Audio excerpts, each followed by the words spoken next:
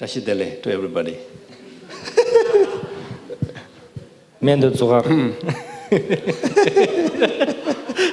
Добрый день всем. Ташидele. I try to say the Russian language, but not good memory. Even Rinpoche said a few times, but still don't remember. Я пытаюсь по-русски начать говорить, но из-за того, что у меня уже плохая память, как бы даже несмотря на то, что Ринпоче несколько раз повторяет слова, я не могу запомнить. Yeah. So all of us, wherever we are gathering, I think very much for the gathering of virtue, gathering of Dharma, and pursuit of virtue, pursuit of liberation, pursuit of happiness, pursuit of enlightenment. И я думаю, что все мы здесь собравшиеся с вами желаем счастья, желаем блага для себя, мы желаем освобождения и просветления. So even though that is the reason, but and that can be in many different labels, how you utilize your purpose, either in the maximum benefit or very minor benefit. So if we are able to spend the time together here in the bodhicitta motivation, then we can able to accumulate vast merit. Our time become causes for the enlightenment. Our time become causes for the happiness and enlightenment of numberless sentient beings. И здесь мы с вами собрались, и, конечно же, в зависимости от того, какова будет исконная мотивация того, что мы нашего пребывания здесь, она может быть объемная, она может быть маленькой мотивацией, и от этого и зависит конечный результат или те заслуги, которые мы можем накопить. Например, если мы с вами будем опираться на бодхичитту или намерение достичь просветления ради блага всех, без исключения живых существ, в этом случае мы сможем накопить безбрежные накопления благих заслуг, что послужит также нашему конечному просветлению. So just take a moment and look into our own heart. И сейчас давайте на мгновение посмотрим каждый в свое сердце. And try to express и попытаемся sincere, wholehearted wishes, to free numberless sentient beings from entire oceans of samsaric suffering, and to be able to abide them in the state of starting from the temporary happiness all the way up to the happiness of enlightenment. For that purpose, I'm going to spend time here. И постарайтесь сейчас породить себе чувство подобного плана. Подумайте о том, что вы собираетесь действовать во благо бескрайнего, бесконечного количества живых существ, и вы желаете, чтобы абсолютно все живые существа и вы вместе с ними смогли бы достичь вот этого вот конечного результата, начиная от обычного счастья и заканчивая абсолютным счастьем. Yeah, so we do a moment of meditation. Okay, и давайте минуту в медитации проведем.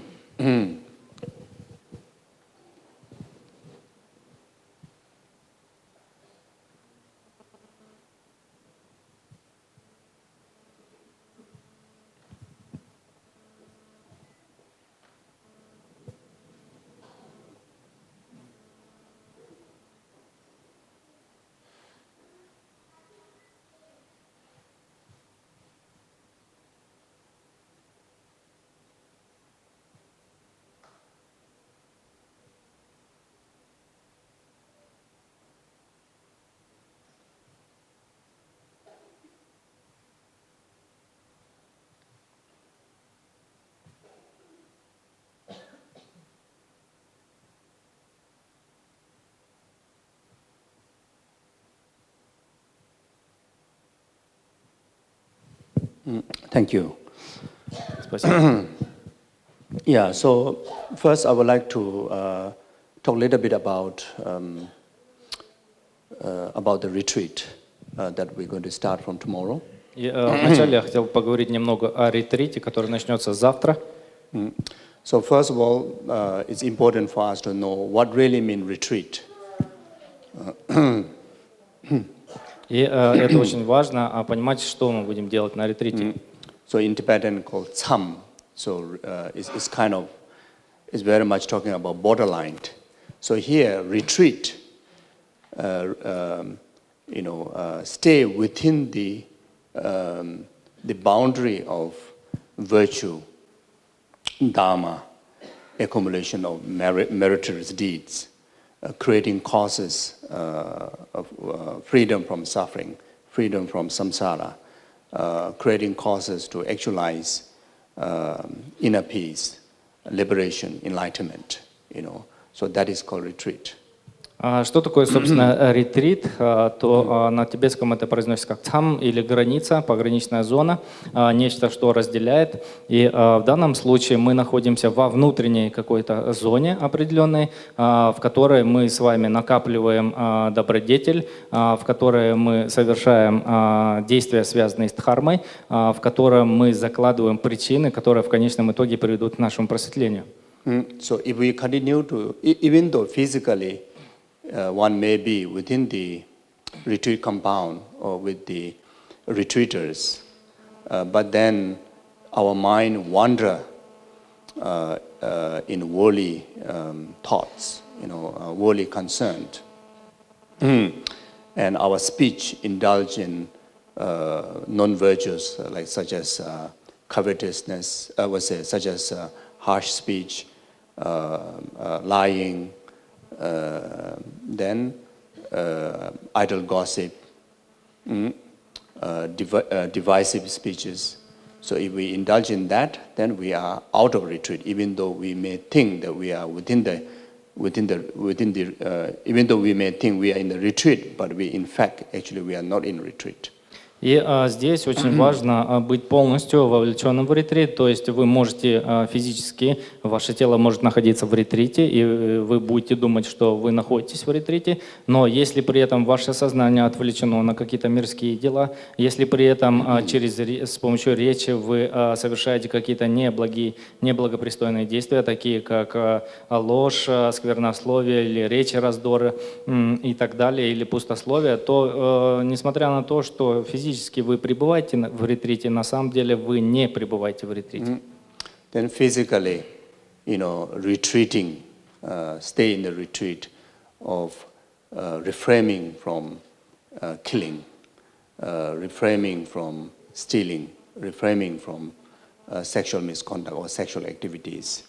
And even though we are in the retreat, but in between, if we indulge in any of those non-virtues, then we are going out of retreat. И в то время, когда мы находимся, собственно, в ретрите, мы с вами отвергаем такие отрицательные действия, как убийство, воровство, неправильное сексуальное поведение или полностью отказываемся от сексуального поведения. Но если между сессиями мы совершаем эти действия, то мы изгоняемся с ретрита. Mentally, so even though verbally we one occupied, one's speech occupied with prayers, recitation of mantra, and physically, be within the gomba, in front of holy objects, in front of many sanghas, but then mentally, indulging in the grasping attachment, arising desire, then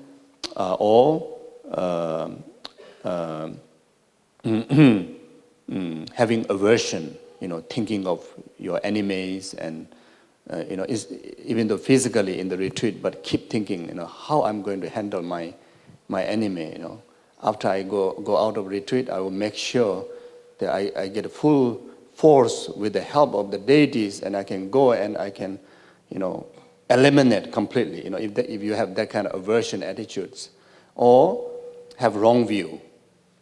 Even though physically, verbally in the retreat, but then mentally have doubt in Buddha Dharma Sangha, have a doubt in Buddha's word of wisdom, like such as emptiness, and have doubt in, one's heart get disturbed, having doubt in the wrong views, then you are out of retreat. Также вы будете считаться не присутствующими на ретрите. Если даже вы физически и вербально будете присутствовать на ретрите, то есть вы будете физически сидеть на ретрите в Хуруле, в этом храме, затем вы будете начитывать, например, мантры, но при этом, если ваш ум будет отвлечен, если вы будете очень сильно, например, культивировать в своем уме страстную привязанность к каким-либо объектам, либо если вы поддадитесь очень сильному гневу, если вы, например, будете думать о том, что благодаря ретриту вы накопите сейчас огромную силу, и потом, когда вы выйдете из ретрита, вы просто уничтожите своего врага, например, думать так неправильно, потому как в результате этого вы не находитесь на самом деле на ретрите. Yeah, so therefore, mentally, define that, qualified yourself in the retreat is very much having sense of detachment, renunciation towards worldly concerns, samsaric existence, and sense of renunciation or sense of reframing in indulging in the three partial attitude, having a strong grasping attachment to loved one, strong aversion to enemy, then total neglection to rest of the sentient being, as if they are nothing to do with you, So try one's best to cultivate compassion, loving kindness, bodhicitta, the wisdom of emptiness in the understanding of interconnectivityness with oneself, with the rest of the sentient being. So then that makes oneself in the retreat. И еще учитель говорил о том, что также что делает вас не находящимися в ретрите, даже несмотря на то, что вы там присутствуете, это неправильное воззрение. То есть, если у вас есть большие сомнения по поводу Будды, если у вас есть большие сомнения по поводу того учения или наставления, которое он даровал, например, относительно воззрения о пустоте и так далее, то это все подпадает под неправильное воззрение, и таким образом вы также находитесь вне ретрита, несмотря на то, что вы физически там присутствуете. И таким образом, когда вы находитесь в ретрите, ваше сознание может быть подвержено абсолютно различным омрачениям, таким как гнев, страстная привязанность, неведение, сомнения или подверженность неправильным воззрениям и так далее. Поэтому в противовес им старайтесь во время ретрита культивировать в себе такие положительные качества ума, как сострадание, любящая доброта, бодхичитту старайтесь взращивать, то есть это очень сильное желание действовать или стать просветленным ради блага всех, без исключения живых существ. So we need to, assign two helpers in each and every one of us, two helpers, throughout the retreat to make sure that we have a successful retreat and able to challenge and overcome all the obstacles, for us to lose the retreat. И в данном случае нам необходимо в себе взращивать двух помощников, опираясь на которые мы сможем достичь успешного пребывания в ретрите и для того, чтобы устранить разнообразные препятствия, которые могут у нас возникнуть. And these two helpers are called mindfulness and introspection.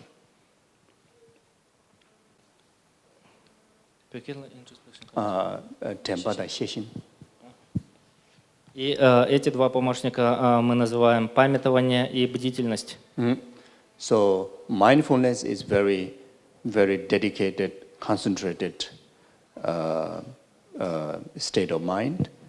Introspection is very busy, alert, having the account of all activities around our three doors, body, speech, and mind. И памятование и бдительность относительно памятования – это очень большая концентрация сознания на том объекте, на котором вы желаете концентрироваться, и с помощью бдительности вы повышаете собственное внимание относительно этого объекта. So the mindfulness is like the inner house door guard. Introspection is like an outer gate guard to our three doors. We have three doors to lose the retreat, and if we handle the three door properly, we can able to conduct retreat properly. И таким образом у нас есть трое врат с вами, с помощью которых мы можем потерять наше пребывание в ретрите. И вот эти вот два помощника, памятование и бдительность, они помогают нам не совершить этой ошибки. Then these two guards, outer gate guard, inner door guard, we should also provide a mobile phone for them to communicate, intercom, like a walkie-talkie between two of them. И в силу того, что один является собой как бы привратником, а второй дворецким при входе в здание, и они также между собой для общения используют своеобразную рацию. But all the mobile gadget what we have, it doesn't work. И при этом все те мобильники, которые у нас есть, или рации, они не помогут нам в этом. So the intercom is the teaching that what Rinpoche taught yesterday, and he will continue to teach. Those are it's like immediate response or immediate communication that can happen between introspection and mindfulness, because introspection, know entirety of what is to be adopted, what is to be abandoned, what is harmful for retreat, and what is beneficial for retreat. So mindfulness is to hold firmly to make sure the purpose is fulfilled. И таким образом вот между ними происходит связь, это связь, именно та связь, о которой вчера Ринпоче и говорил. То есть благодаря этой особенной связи они совершают между собой очень быстрые отношения. И в результате бдительности, вернее, в результате памятования вы как бы памятуете о том, что вам следует отвергнуть, какие действия, а какие действия следует совершать, какие действия приводят к тому, что вы покидаете ретрит, а какие действия не приводят к этому. И все это происходит также благодаря бдительности, которая следит за всем этим. So you don't have to think that this is very difficult to do.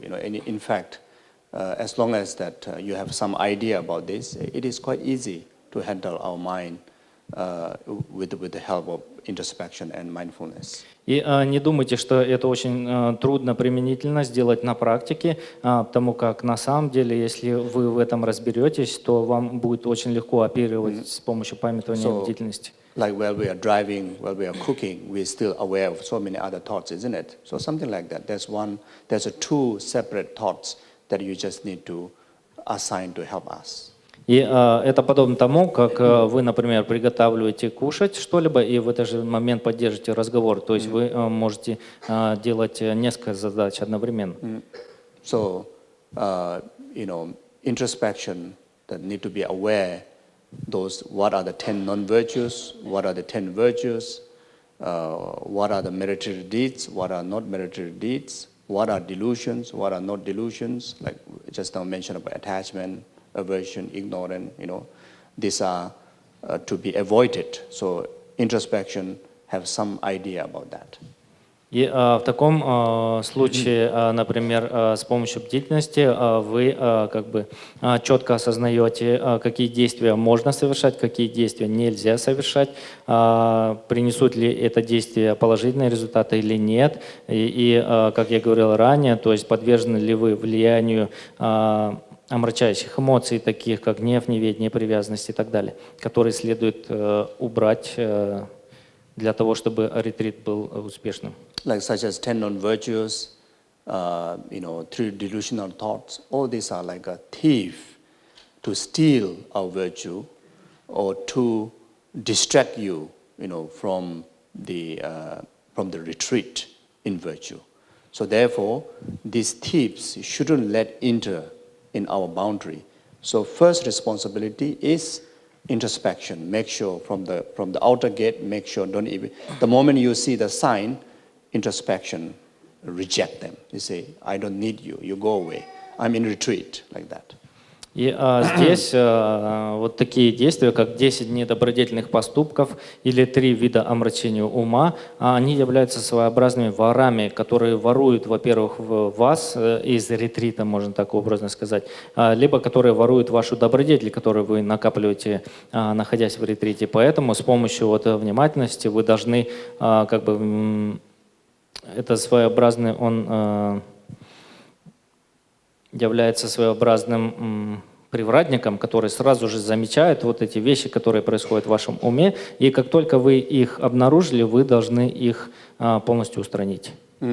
So if you have received a lot of Buddhist teachings, if you study Buddhist texts, if you know the faults of the delusions and faults of negativities, then you can in order introspection to be very muscular, very tough, then you can boost, like give a supplement, the introspection to grow even stronger. That is for you to feed the introspection with Dharma knowledge, such as the faults of the delusions, how harmful the delusions are. Then feed the introspection with the supplement of all the advantage, the benefit of virtues, benefit of retreats. So introspection becomes very firm. So even attachment, anger, want to enter, you just push away like that. So something like that. Если вы достаточно сведущи в буддийском учении, если вы читали книги по буддизму, то в этом случае как бы вы прокачиваете, собственно, вот эту вот бдительность, и она начинает обладать определенной силой для выталкивания вот этих вот разнообразных омрачений. И чем больше у вас будет знаний, тем более будет прокачана у вас бдительность, и у нее будет достаточно силы, как только лишь возникают вот разнообразные омрачения ума, вышвыривать их. Especially for the beginners, who have a trouble of taming our mind, controlling our mind from the disturbances of the delusion, the strength of introspection is most important. More important than mindfulness.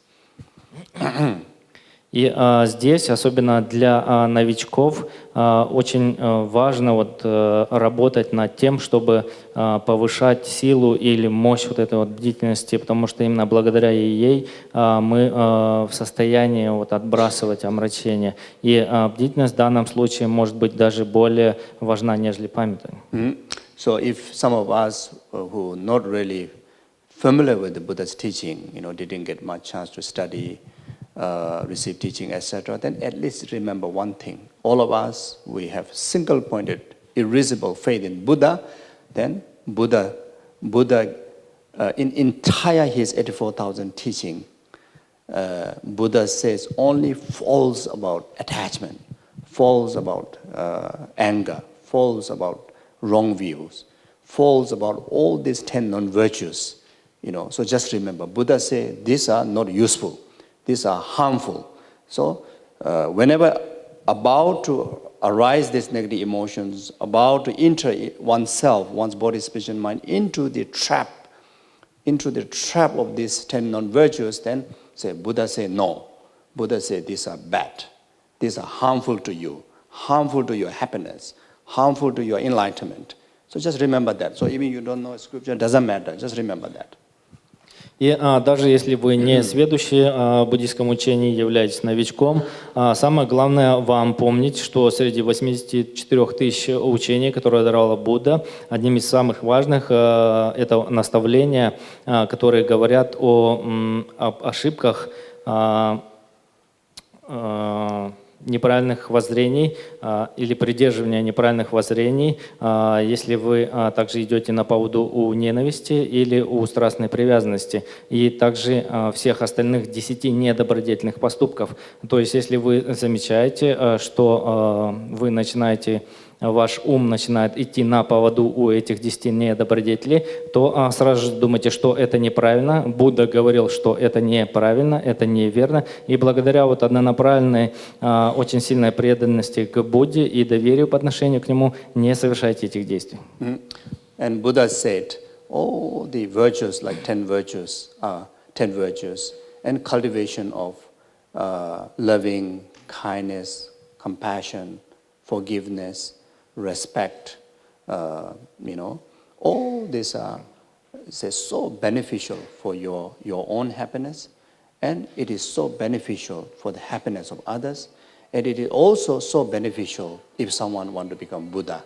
So just simply remembering that, then any virtues, try to gather it, gather as much as possible. If it's very tiny, then you increase it.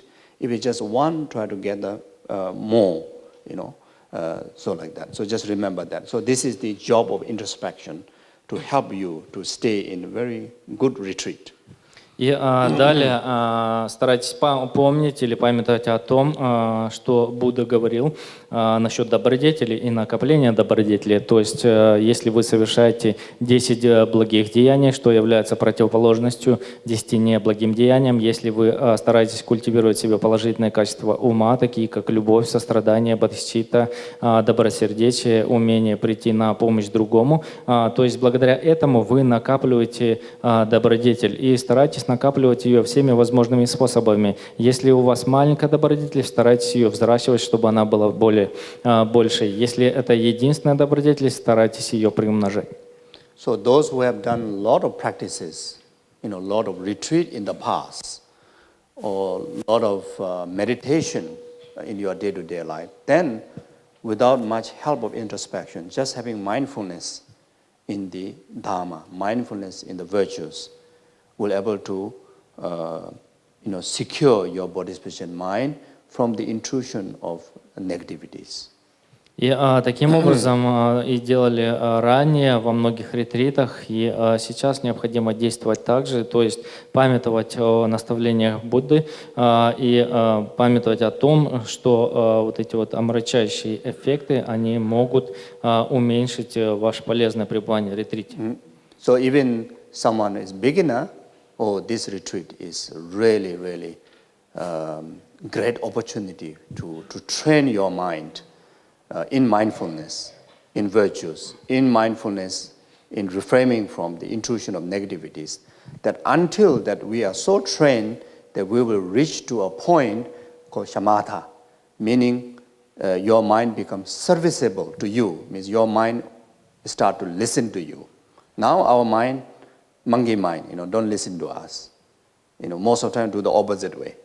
You see? So this is a great opportunity. So all of us should put great effort to come to the retreat, to do the retreat. We will reach to a point eventually, happy after happiness.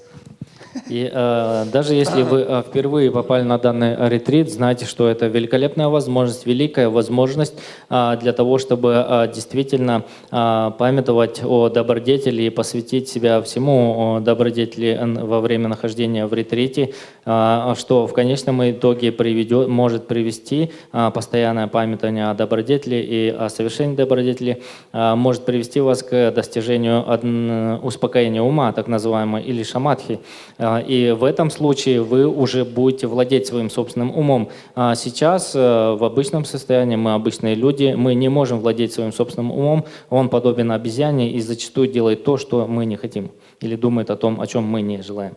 Поэтому это очень важно, это очень великая возможность, которую вы должны на все 100% использовать. We all equally agree on only happiness, isn't it? We only want to experience happiness. We only want to be happy, isn't it? Is there anybody want to be unhappy? Все здесь сидящие согласны с тем утверждением, что абсолютно все мы желаем быть счастливыми. Так ли это? Или кто-то желает быть несчастливым? So if there's one person say that I want to be unhappy, then I will go to Himalaya right now and cook lunch and bring back and offer to you. as a present. You know, Himalaya, very far. So if there's one person say, I only want to be unhappy, then I have to find a way to fly to Himalaya, and within an hour get back, cook Himalayan meal and feed you as a Если gift, кто-либо which is impossible. Если кто-либо скажет, что он желает быть несчастливым или желает страдать, то в этом случае я сразу же немедленно найду первый же ближайший рейс до Гималайского региона, полечу туда, приготовлю еду и привезу ему сразу же обратно и преподнесу в качестве дара. Но ведь это невозможно. To reach the Himalaya that I'm talking about, you know, you need to minimum walk 5 days up, 5 days down. You know, so I'm talking something impossible, meaning that no one, you know, I have confidence, you know, even someone is totally out of mind also will not say that I want to be unhappy.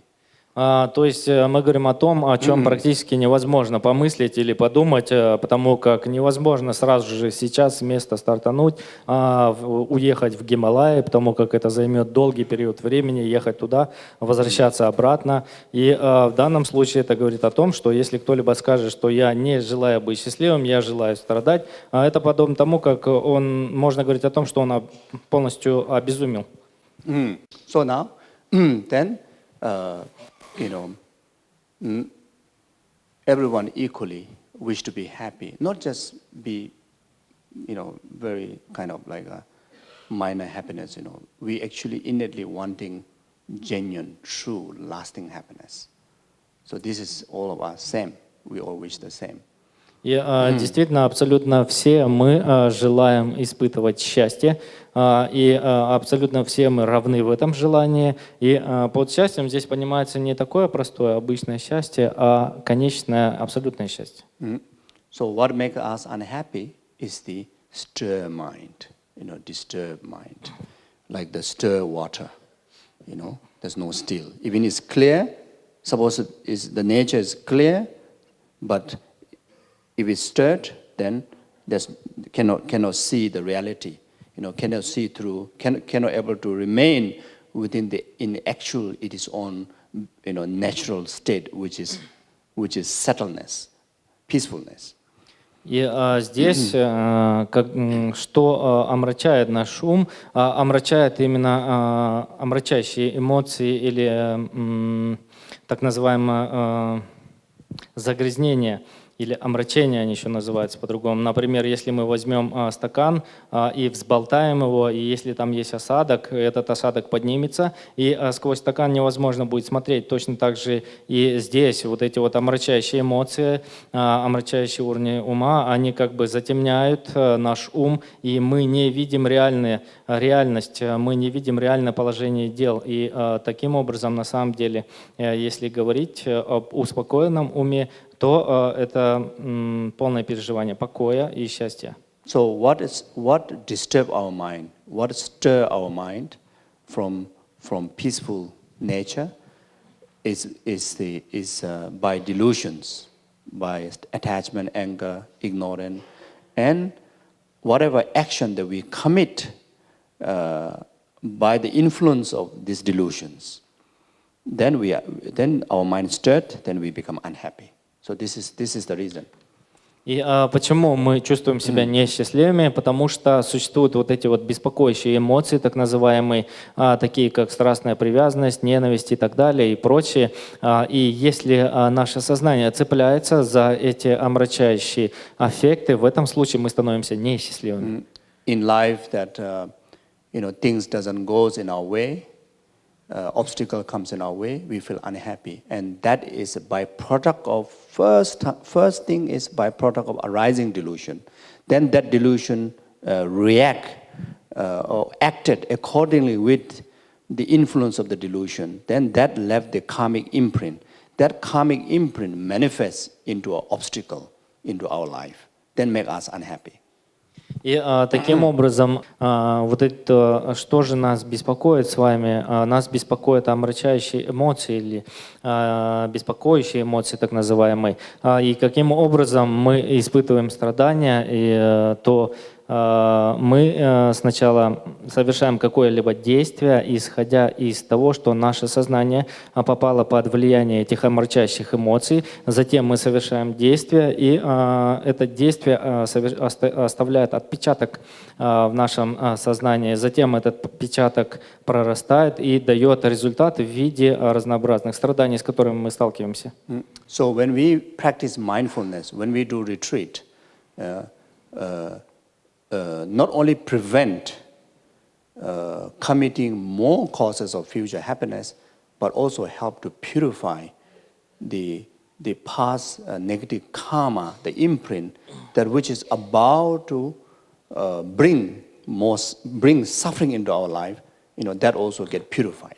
И таким образом, когда мы сидим в ретрите и практикуем осознанность, в этом случае мы с вами не только действуем превентивно относительно тех страданий, которые мы можем пережить в будущем, но также мы очищаем ранее накопленную карму негативную или те негативные отпечатки, которые могут прорасти и дать негативные результаты. And also during the retreat, with the discipline, with the environmentally conducive conditions, like so many holy objects, or everyone is practicing, reciting powerful mantra, that helps to keep our mind in the training of being serviceable to us. И также когда мы находимся в таком вот месте, когда нас окружает большое количество святых объектов, когда мы начитываем большое количество совместно очень сильных мантр, например, это также влияет и на нас самих с вами, и мы становимся более подготовленными для того, чтобы действовать во благо других. So when you do retreat, not only increases the serviceable mind, not only increases the mindfulness, but also increases wisdom. Not only increases the wisdom and mindfulness, but also increases the merit, merit of merit. So it's kind of very powerful force, pushing us towards the enlightenment, like that. Getting far from the suffering and samsara, like this. И когда мы с вами пребываем в ретрите, то в данном случае мы развиваем с вами осознанность. И мы развиваем не только осознанность, но и мудрость. Мы развиваем не только осознанность и мудрость, мы также развиваем и...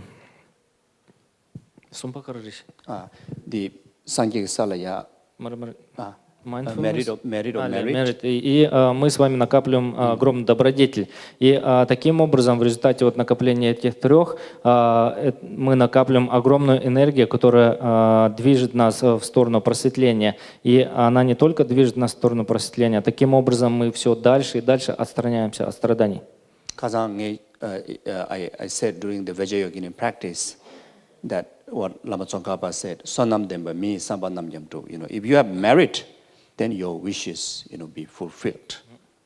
So this is what happened if we conduct the retreat properly. If we do more retreats, what happened? Our wishes will be fulfilled because of gathering so much causes for the wishes, which is the merit. И вчера я об этом говорил, то есть я приводил пример отрывка выражения великого Лама Цангкапы, и он говорил, что если у вас достаточное количество добродетелей, то все ваши желания исполняются. И это действительно так. And this is also a perfect way, what we call as practicing Dharma, because it's directly dealing with our mind, transforming our mind, making our mind serviceable in virtue, in peace, in path, in enlightenment. Qualities, So as like what Buddha says, subduing your mind is the teachings of the Buddha. So it's directly meet the purpose of why Buddha came into this world, why Buddha turned the wheel of Dharma, why we are practicing Dharma. The ultimate purpose is to subdue our mind, to get away from the delusion, negativities, and get closer with abundance of accumulation of merit and eventually actualize enlightenment. So this is the it.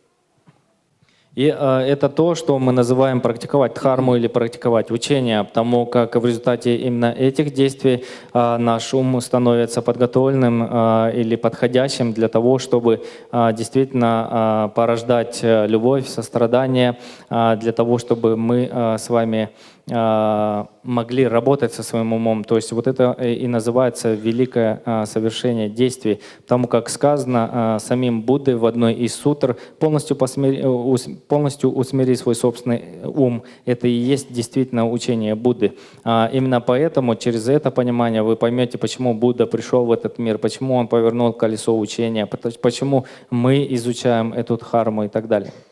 Yeah, so also physically, always be mindful, make sure not step on the ants. There are so many ants are going around. Just be mindful, always watching on the floor. Concerning the well-being of the ants, you are cultivating compassion and bodhicitta. You see. И поэтому с большим вниманием необходимо относиться ко всему, когда вы ходите, например, ненароком не наступить на муравья, коих очень много ползает на земле, и через это принятие вы как бы порождаете в себе любовь и бодхичитту. Have the understanding of Buddhas are everywhere, Cheres is everywhere, and always be mindful of Cheres existing. With the understanding that there's not even one single atom where there's no Chenrezig. And this is real, this is a fact. Where there's not even one single atom in reality, there's not even one single atom where there is no Chenrezig. So now, always be mindful, and everywhere is a Chenrezig. Whoever you see like Chenrezig. Whatever you hear Chenrezig's mantra, Om Mani Padme Hum, Whenever you speak, in the awareness of Chenrezig, they're speaking. Because we're going to receive great initiation tonight. Then, whatever you speak, Chenrezig speaking. Have awareness. You have to be aware that your existing entirety is a Chenrezig. And for Chenrezig, there's no ordinariness outside there. Everything is Chenrezig Pure Land.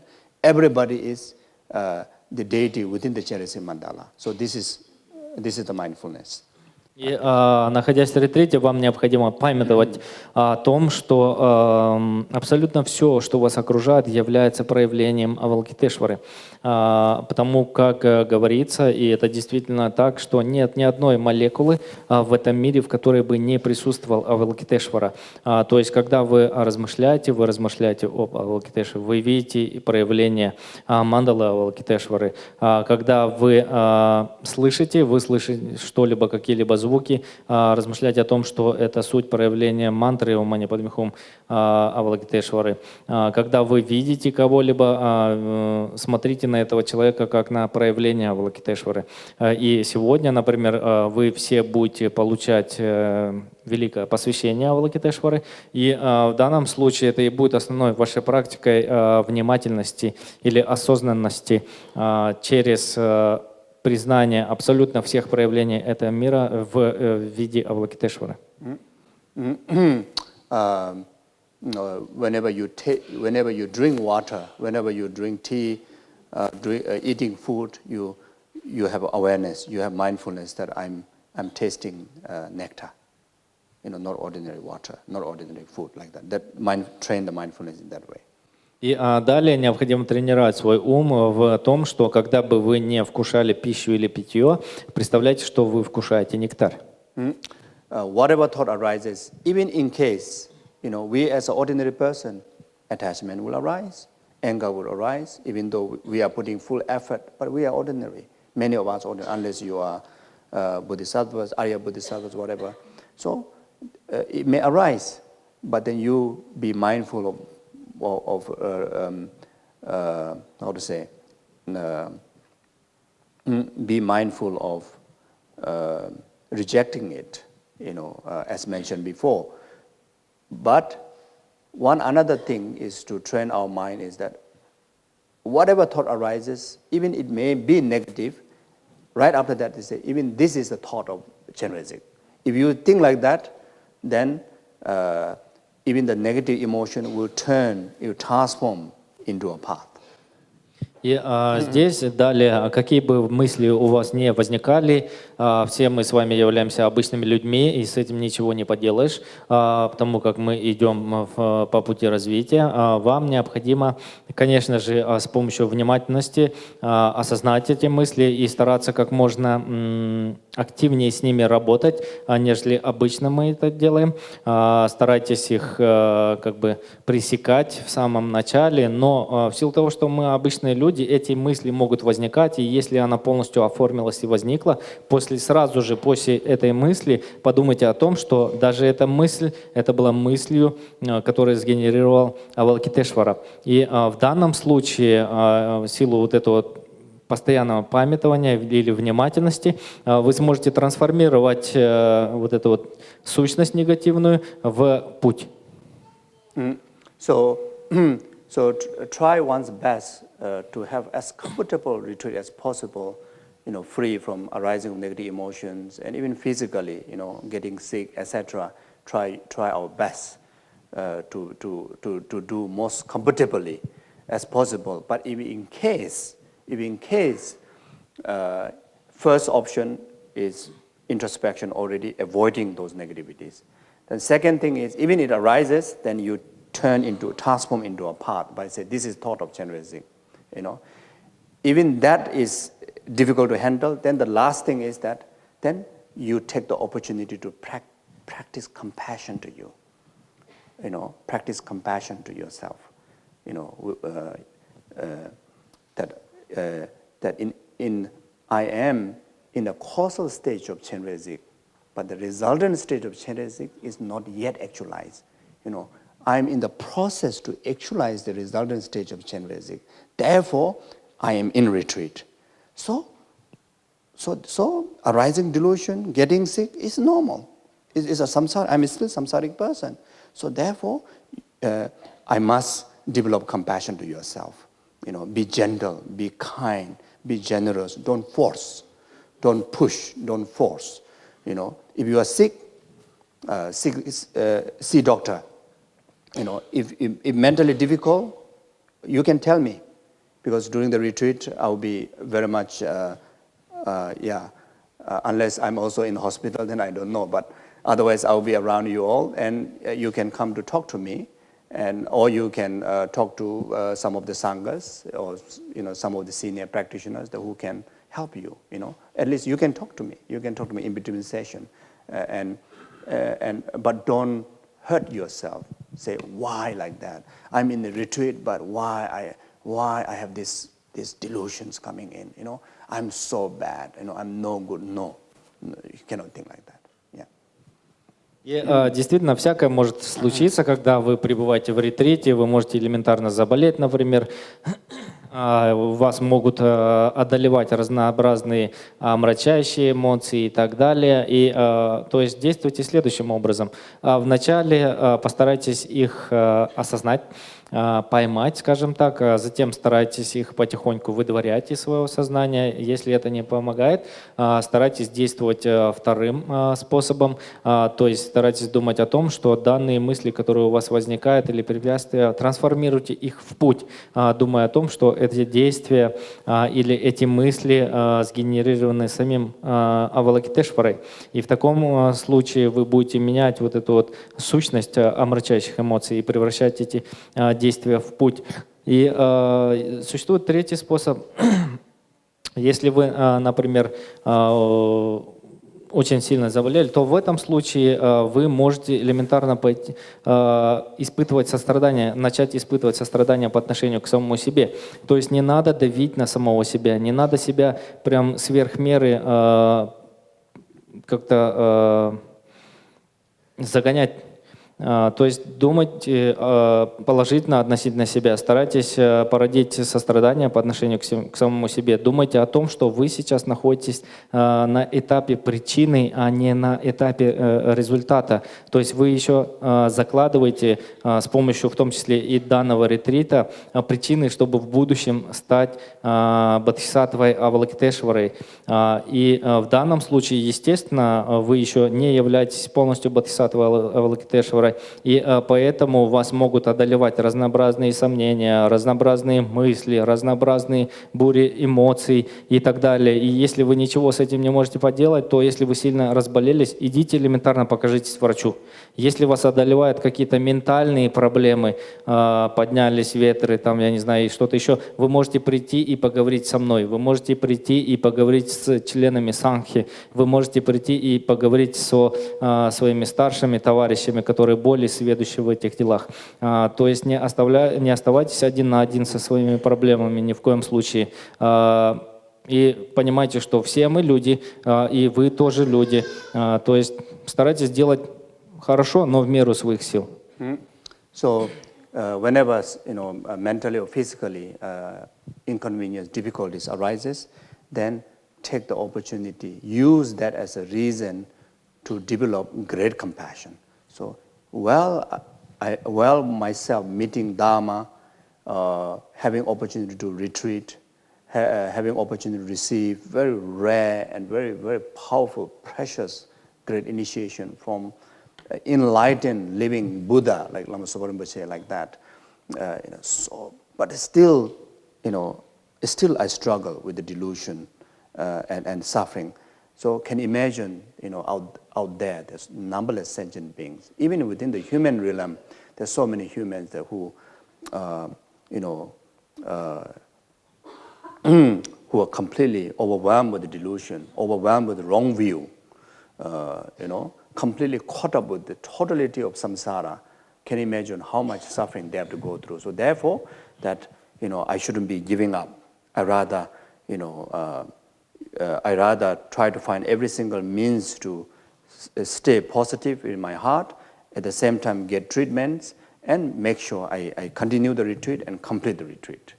So take opportunity to develop compassion. И, даже если у вас возникают огромные проблемы во время ретрита, например, физического или ментального характера, используйте эту прекрасную возможность для того, чтобы породить себе великое сострадание или попытаться порождать великое сострадание, потому как все мы с вами люди, даже великие существа сталкиваются с разнообразными трудностями, в том числе и физического плана, трудности со здоровьем, например, как Лама Сопа Ринпоче, вы все знаете.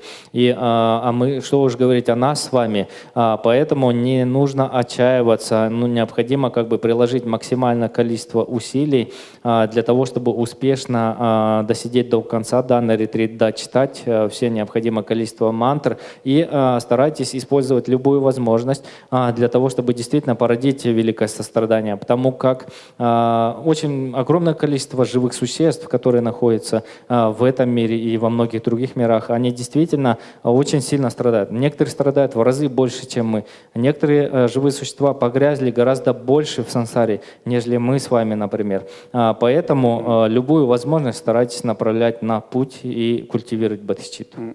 So in short, whatever experiences comes in your way, good or bad, during the retreat, everything try to transform or take into a path to develop compassion, develop wisdom, develop diligence in Dharma, develop inspiration. Some people may experience much joy, maybe over the moon joy, so much happiness. But then take that as not to build ego, rather take that as to get even more inspired, in the practice, in the commitment of the practice of the Dharma, like that. Поэтому, что бы с вами не случалось, старайтесь использовать любую возможность, хорошее или плохое с вами случается, старайтесь использовать эту возможность для того, чтобы, вернее, любую возможность, что с вами случается, старайтесь положить на путь. То есть старайтесь развивать в себе любовь, сострадание, бодхичитту по отношению к другим живым существам. Что бы ни произошло с вами, например, некоторые испытывают очень сильные отрицательные эмоции, некоторые испытывают очень сильные положительные эмоции. Например, вы можете чувствовать, что вы как будто летаете вокруг Луны и так далее. Настолько сильные будут положительные эмоции. Все это необходимо положить на путь.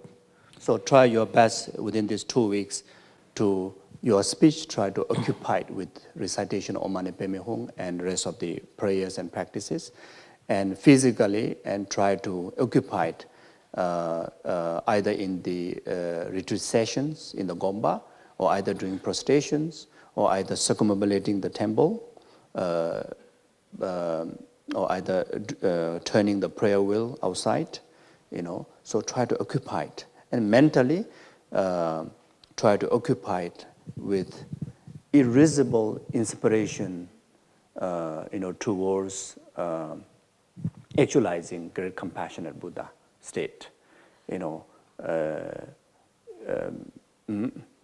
Overwhelming,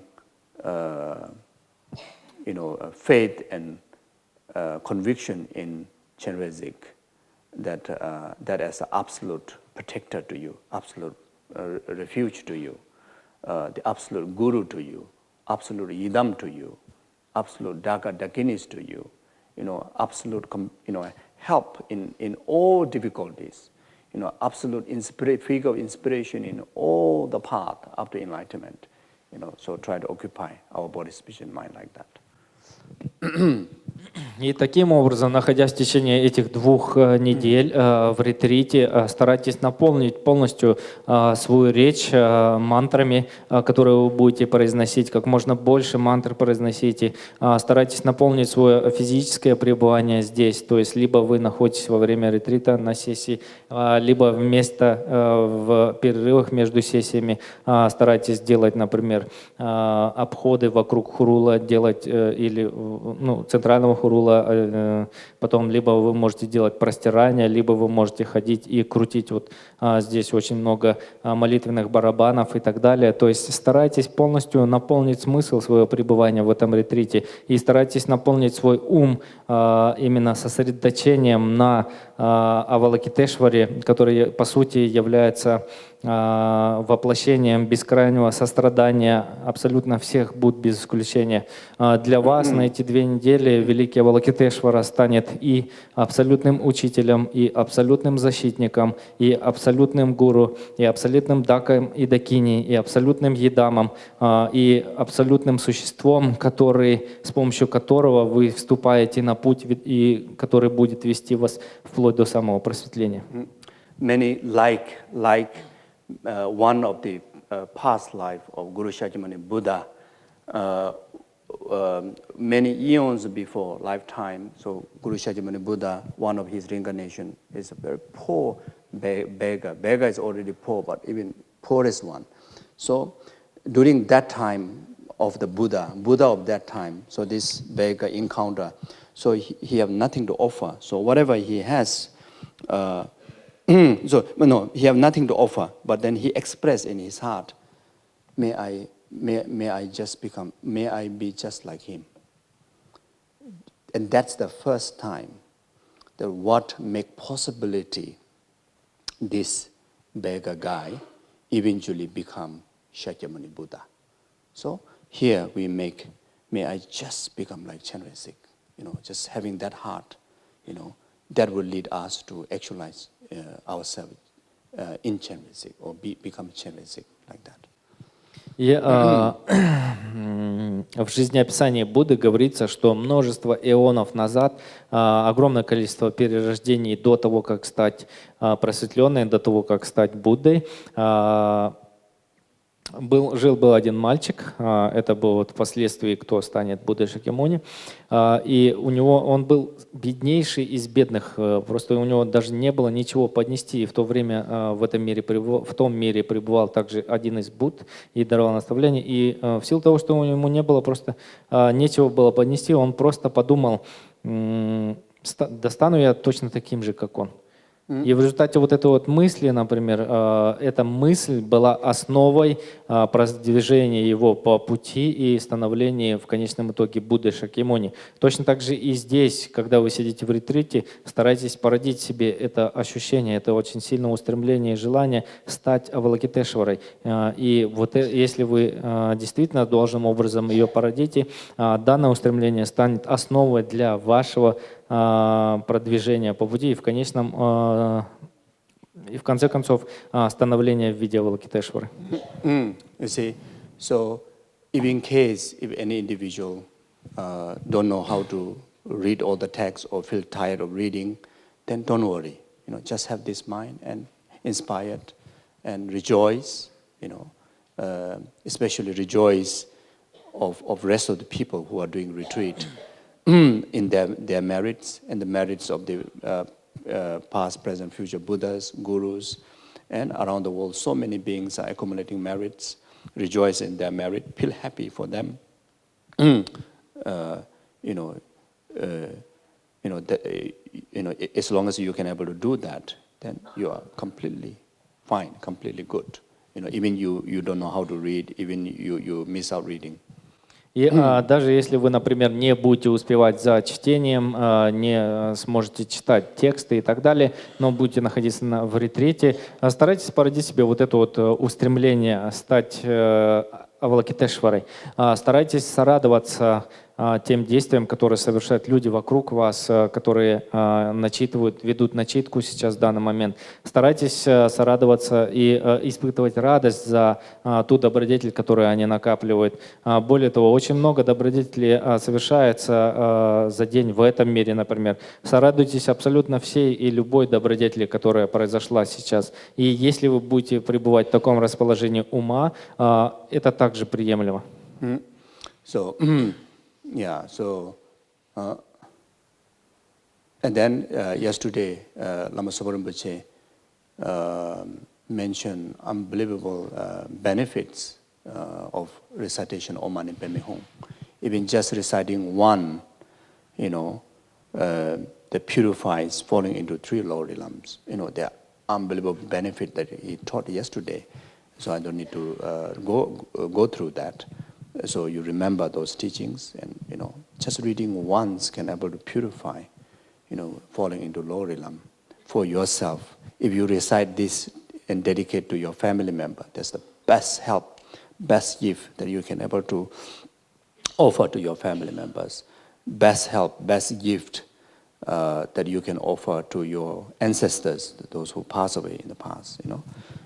Best gift offering to the rest of the numberless sentient beings. Best gift, best offering for Chenrezig and the rest of the Buddhas. So yeah. So there's, from here you can understand. We cannot let our speech empty of reciting Om Mani Padme Hum. И вчера Лама Сопа Ринпоче говорил о пользе мантры Ом Мани Падме Хум. Он говорил о невыразимой пользе, просто огромной пользе этой мантры. Он говорил о том, что даже один раз, если вы произнесете мантру Ом Мани Падме Хум, то это может стать причиной освобождения вас от перерождения в 3 дурных реальностях.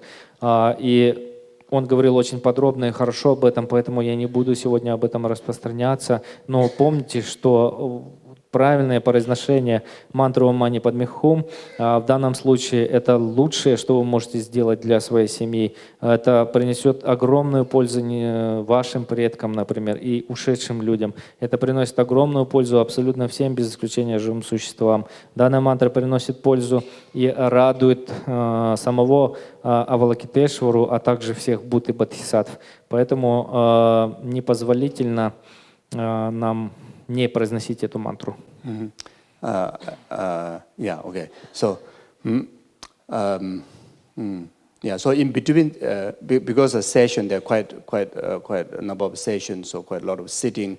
In between session, try to do some exercise, virtual exercise. Spend going around the temple, turning the prayer wheel. Yeah, okay. So you see, circumambulating. There's a stupa, 4 stupa on the 4 corner of the temple. Then Atisha, Lama Atisha is from the 7 independent Lama Atisha carrying Kadamba stupa. Then there are stupas in the Gomba. You see, so such like the example. I won't tell the long story. I think some of you heard it yesterday.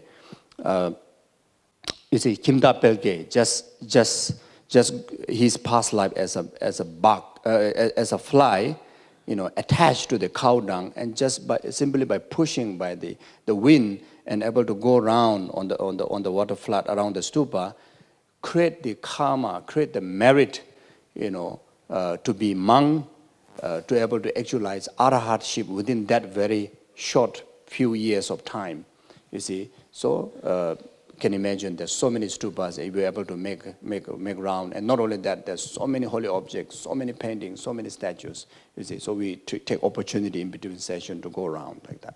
И в силу того, что сессии у нас будут довольно-таки длинные, по 2 часа минимум, и вы вынуждены будете сидеть неподвижно, используйте то время между сессиями, которое у вас будет для того, чтобы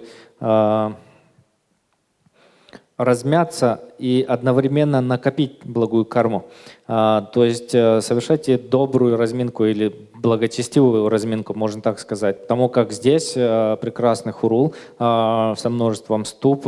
Здесь, например, на северной стороне находится прекрасная статуя великого Атиши, который держит ступу традиции Кадам рядом с ним. И здесь по 4 углам хурула также большие ступы находятся. Поэтому делайте кура или обходы вокруг этого прекрасного хурула. И вы знаете, что когда вы совершаете обход вокруг ступ, да, я уже говорил по поводу этой истории, когда один престарелый человек решил взять обеты монашеские, но никто не увидел вот этот добродетель, кроме Будды, а добродетель была следующая. Когда-то в прошлых своих рождениях он был мухой, да, которая прилипла к коровьему навозу, которую в свое время, во время паводка зацепил поток и просто прокрутил вокруг ступы. И как результат вот этой вот добродетели монах, вернее, этому человеку были дарованы монашеские обеты, и он в течение очень короткого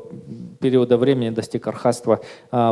Что уж говорить, когда делать подобные действия вокруг огромного количества, большого количества ступ и вполне осознанно.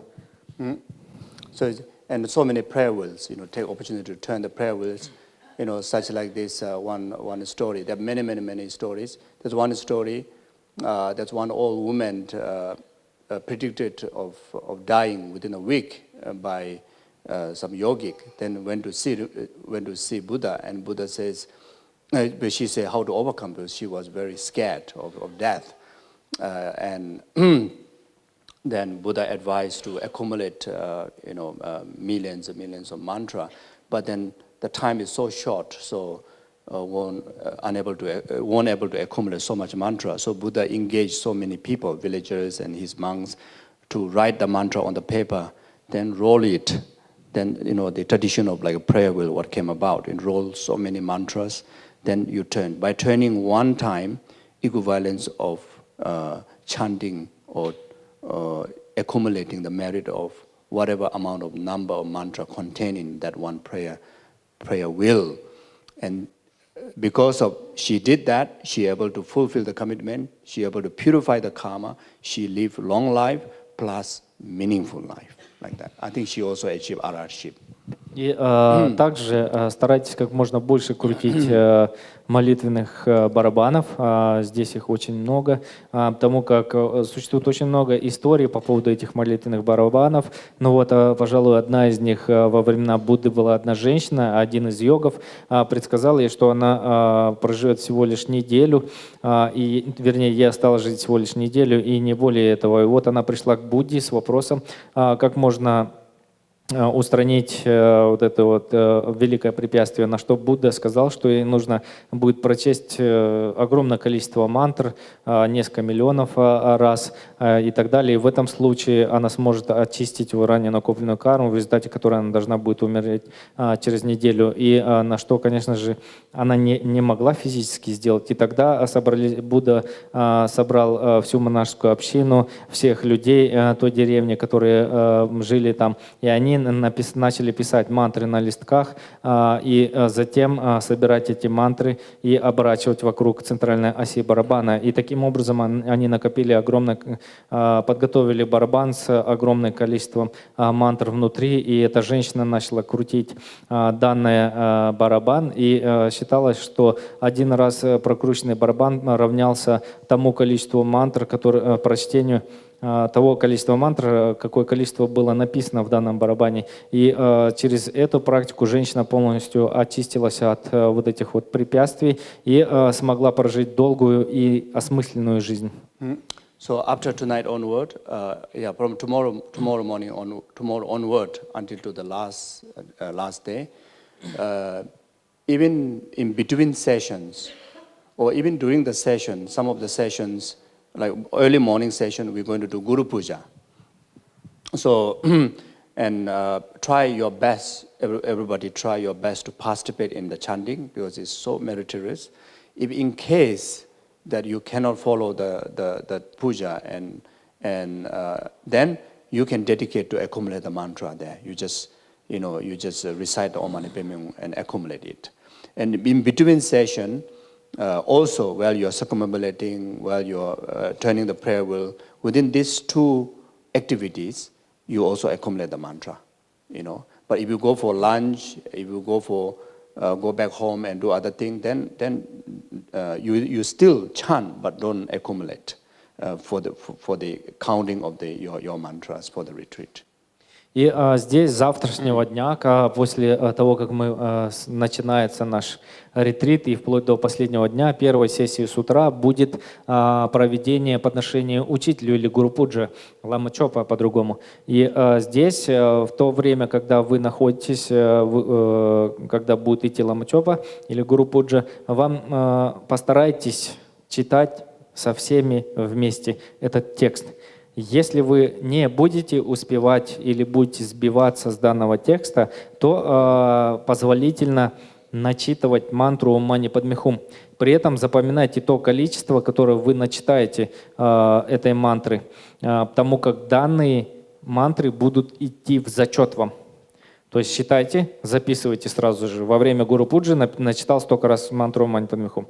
Далее, когда вы будете здесь находиться и делать обходы вокруг хурула или поворачивать барабаны молитвенные, в это время тоже можете начитывать мантру Ом Мани Падме Хум, и также этим количеством мантр будет вам зачитываться. То есть не забывайте их записывать. Все же остальное время, когда вы уходите покушать или уходите домой между сессиями, счет мы не ведем, несмотря на то, что вы будете, например, если далее продолжать начитывать, это желательно, но учет не будет вестись. So usually in a retreat, mantra retreats, you only accumulate the mantra during the sitting sessions. But for this retreat, because we have only less than 2 weeks, and there's no way we can able to accumulate, those the commitment retreats like 100,000, 110,000, etc., or whatever commitment that we get from our gurus, which would be more than 100,000. So therefore,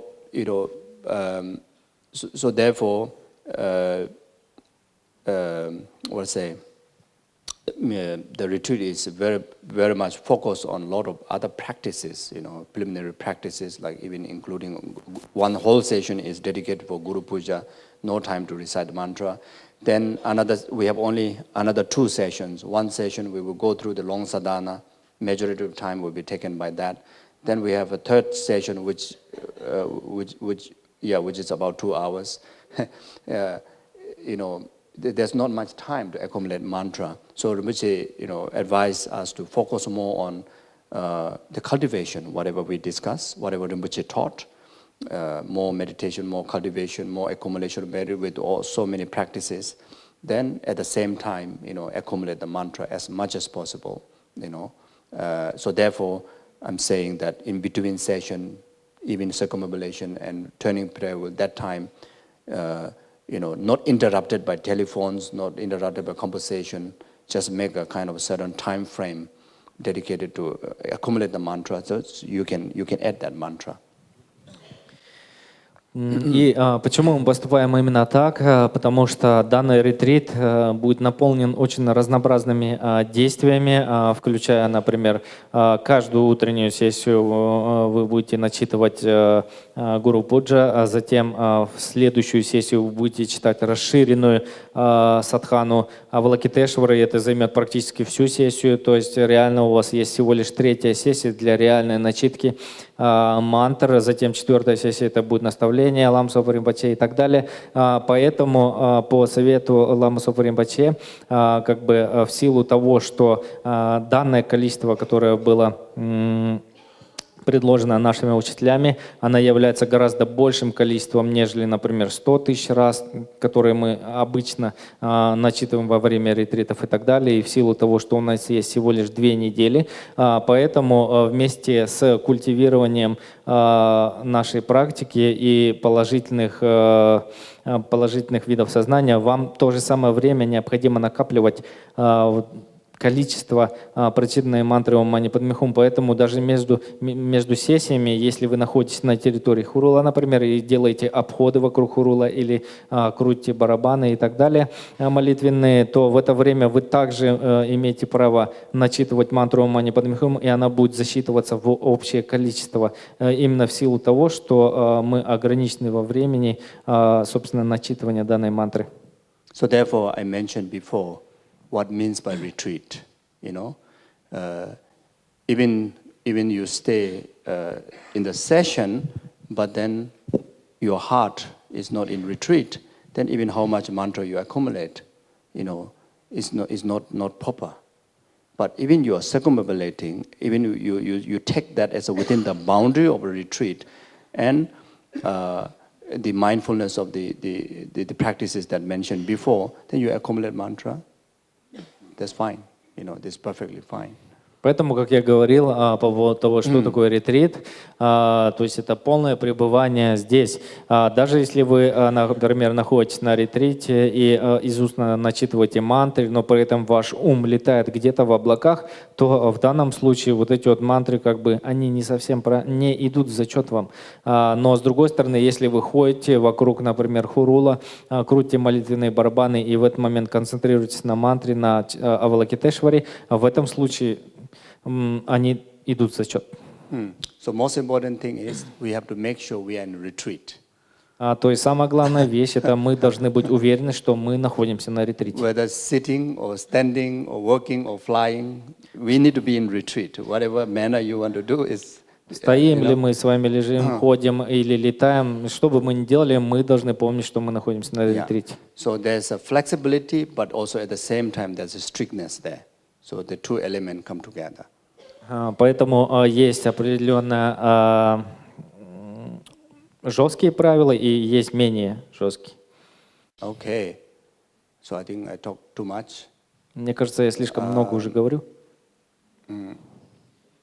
Yes. Okay. Then there's a prayer book will be distributed. Maybe you already receive it. Try your best to put in a respected place. No, don't just put on the floor, or don't put around the feet like that. Just try your best to put in a respected places or on the proper nice cloth, respectful cloth like that. Затем по поводу молитвенных текстов мы вас просим, чтобы вы внимательно к ним относились с должным уважением, не ложите данные тексты на пол и старайтесь подготовить специальное место, куда вы будете ложить эти тексты. So all the mantra countings, try your best to jot down as correct as possible. И количество мантр, которые вы начитаете, записывайте очень правильно и дотошно. And sometimes you can add some more extra to the number so that if in case any mistake recitations can be fulfilled. И вы можете, например, начитать даже больше, нежели вы записали, для того, чтобы перекрыть какие-то ошибки или просчеты. So that at the end the accumulation of mantra around the world, so many people will rejoice to your merit, so that you also offer opportunity to so many others to accumulate merit. So count the mantra properly. Yeah. Потому как вы должны знать, что очень много людей обращают внимание по всему миру на данный ретрит и будут радоваться вашим действиям, и таким образом вы станете основой для их накопления благих заслуг. Поэтому вам следует быть очень аккуратными в пересчете мантр. Also, something different here is there are so many offsite, from outstations, people are participating in the retreat. They are doing their own sessions, recitation of the mantras, and they will also submit together with us. И также очень много людей, которые не смогли приехать сюда на ретрит, но будут в нем участвовать дистанционно, и их начитанное количество мантр также будет включено в общее количество. So therefore, whenever you are out of the cushion, out of the session, when you accumulate the mantra, like during circumambulation like that, you can your accumulation of the mantra is very much like the offsite retreat, the mantra accumulation, similar to that. И в этот момент, например, когда вы будете между сессиями ходить вокруг, делать обходы вокруг хурула, и в это время начитывать мантры Ом Мани Падме Хум, и эти мантры будут идти в зачет, тех людей, которые удаленно будут начитывать данные мантры, они будут подобны этим мантрам, которые вы начитываете между сессиями. Then during the retreat, be very mindful. It's a practice of mindfulness. Be mindful of your neighbors. Be respectful. Be patient. Be kind. Be compassionate. Yes. И также очень важно, чтобы вы были очень внимательны во время всего ретрита, внимательны к своим соседям, были к ним добры, были ласковы к ним, с пониманием относились к ним. And then, Om Mani Padme Hum, like that, then it doesn't work. Om Mani Padme Hum. We cannot get out. Then Om Mani Padme Hum, very upset, very upset. Om Mani Padme Hum, like very happy, like even sitting be like that, so all the channel opens, relax, happy, Om Mani Padme Hum, like that. So everything to do with kindness, gentleness, peacefulness, compassion, like that. То есть все действия, все делайте с любовью, мягкостью, состраданием и так далее. То есть не будьте скованы, не нужно, чтобы во время прочтения мантры Ом Мани Падме Хум вы там, например, чувствовали себя плохо, отчаяние, чтобы вас не было и так далее. Расслабленно, очень хорошо, сели прямо, раскрыли грудную клетку свою и с таким удовольствием начитывайте мантру. Each day when you go back home, when you live among the rest of the family who didn't have the opportunity to attend the retreat, they should feel that each day you become kinder, more gentle, more acceptance, more compassionate, more polite. Genuinely from your side, let people to have that effect, your family members. That has to happen. И каждый день, когда вы с ретрита будете возвращаться домой, на самом деле ваши домашние домочадцы должны чувствовать, как у вас возрастает вот эта вот внутренняя доброта, мягкость, обходительность, сострадание и так далее по отношению к ним. This is a very, very important, contribution to your family for the peace and happiness of your family world. Then that is a contribution to peace and happiness to the whole world, like that. И это действительно хорошее вложение в плане возрастания мира и гармонии в вашей семье, а также во всем мире. Then during the retreat, should be vegetarian and try your best to be also free from black foods. If in case due to job, due to circumstances that you happen to eat black foods, you happen to eat even non-veg, then I think I would say we will have one vase water. So before you come into retreat, maybe somewhere at the entrance, you rinse the mouth, then come in.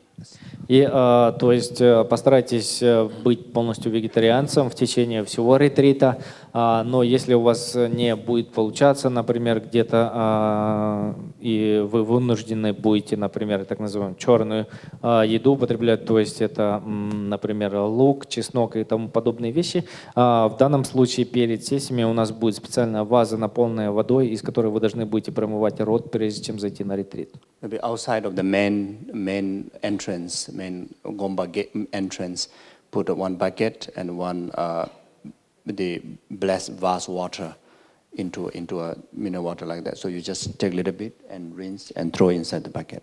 То есть перед центральным входом будут установлены специальные баки, а также специальная вода в бутылочках, освященная вода, и с помощью этой воды вы должны будете омыть полость рта. So if even you sincerely wish to be part of the retreat, but due to circumstances you don't have time, then you can be part of the off-site retreat, retreater like that. So you can find your own pace of time, accumulate the mantras. Then, if you wish to use sadhana, don't have to follow exactly our timetable. You can do your own pace of time. То есть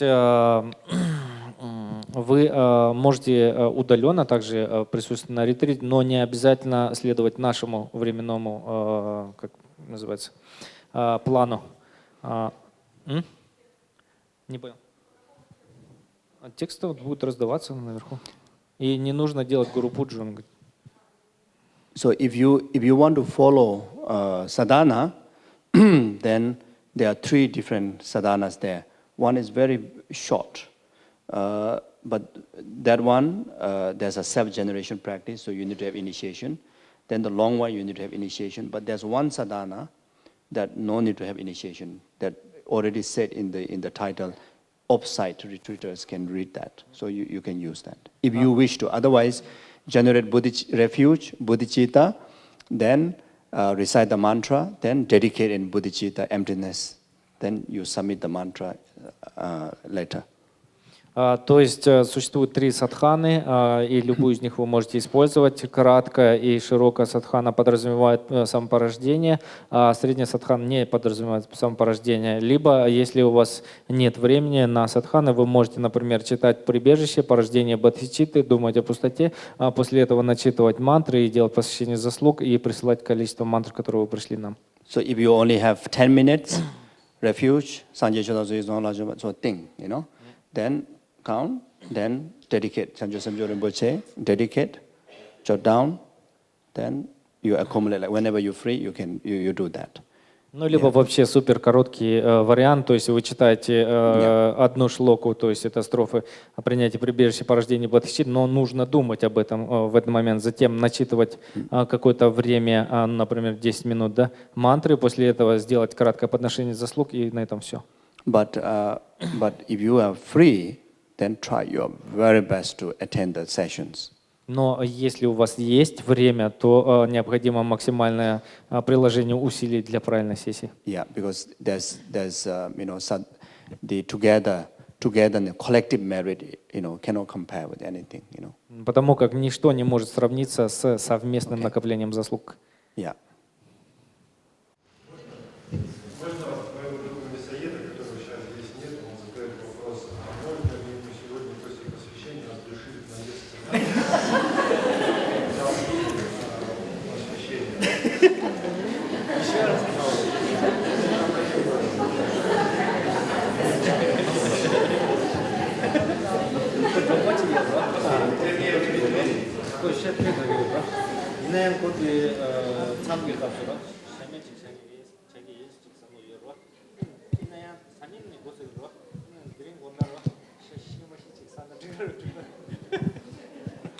Digmare cannot. New. No.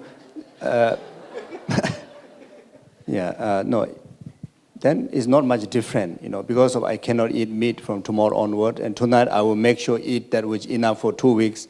It's equal. It depends on the motivation. So you see,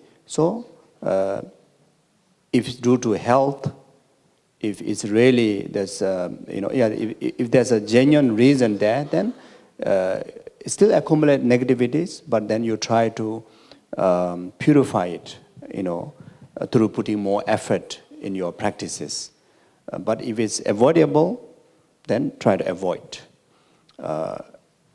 because by not eating one day won't die. And there's so many other beautiful food out there, you can enjoy.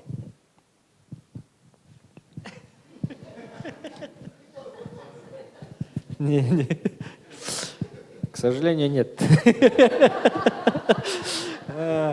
Потому как здесь дело вовсе не в том, сегодня наесться, да, сверх меры, чтобы тебе хватило на 2 недели, да, так невозможно. Все дело в уме, в твоем сознании, в твоей мотивации, например, с которой ты будешь делать, совершать то или иное действие. И в данном случае, например, вы хотите, естественно, если мы не можем на 100% избавиться от употребления мяса, то нам необходимо делать что-то взамен, что перекроет вот это вот отрицательное действие. Поэтому здесь все зависит от сознания, конечно. И ну, не совсем честно, можно так сказать. This is the effect of, the karmic result similar to the cause. In the past lifetime, had, much desire to, to consume, then never put effort to overcome it, then this life also experience life. So this is the time, take the opportunity, challenge that desire, because that is quite harmful, harmful for the animal, and also it increases the desire, and plus increases the karma. So try your best to challenge it. In the name of retreat, in the name of generosity, okay, I will make it possible like that. Ну и здесь как бы, с одной стороны, конечно, это не совсем правильно, а с другой стороны, это мы говорим в данном случае о наличии результата, связанного с заложенной причиной, так называемой. То есть в какой-то из предыдущих жизней как бы он очень много потреблял мяса в том числе, да, и он ничего не делал, чтобы устранить эту свою привычку, например. Поэтому в этой жизни как бы он в связи с тем, что причинно-следственная связь существует и результат соответствующей причине, то есть у него тоже есть желание и необходимость потреблять мясо в больших количествах, например. Но здесь существует очень хорошая, прекрасная возможность изменить это все, потому как во имя ретрита, во имя Авалокитешвары, банзай, я как бы не стану этого делать. И таким образом потихоньку менять ситуацию. Tell your friend that practices of virtue, practice of dharma, in most challenging time you practice, the merit is even greater. So the greater attachment that he has for the meat, you make sure in the name of generosity that even from tonight that I'm not going to eat like that.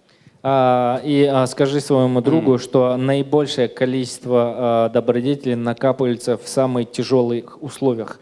То есть, чем сильнее ему охота, и чем сильнее он с этим борется, он накопит гораздо больше благих заслуг, нежели в обычной ситуации, например. Поэтому, может быть, даже ему лучше прямо с сегодняшнего вечера стать вегетарианцем на все это время.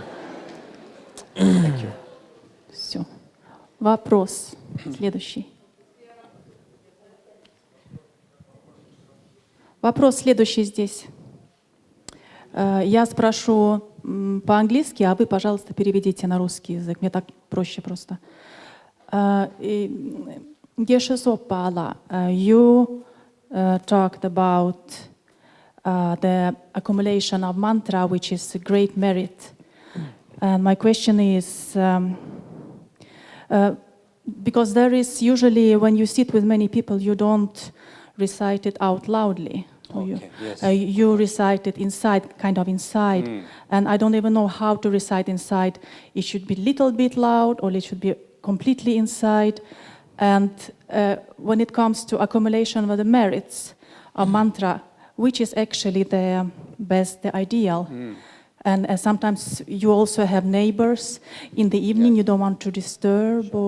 So could you please give some advice? Thank you for raising the question, because one important part I forgot. Yes. Is about this.